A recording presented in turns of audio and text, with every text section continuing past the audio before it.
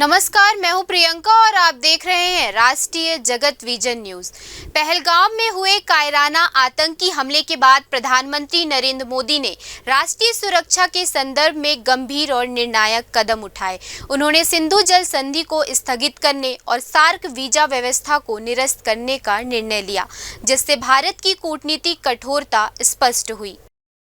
PM Modi ने मंत्रिमंडल के साथ उच्च स्तरीय सुरक्षा समीक्षा बैठक की तथा राष्ट्र को संबोधित करते हुए आतंकवाद और उनके पनाहगारों को दो टूक संदेश दिया कि आतंकवाद और संवाद एक साथ संभव नहीं है।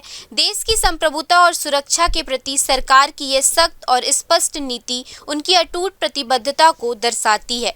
भारतीय सेना द्वारा चलाया गया ऑपरेशन सिंदूर न सिर्फ रणनीतिक बढ़त का प्रतीक है, जिसे अब पाकिस्तान के लिए नजरअंदाज करना असंभव है। फिलहाल इस खबर में इतना ही। देश प्रदेश की खबरों से अपडेटेड रहने के लिए हमारे चैनल को सब्सक्राइब करें। नए खबरों के नोटिफिकेशन के लिए बेल आइकॉन जरूर दबाएं। नमस्कार।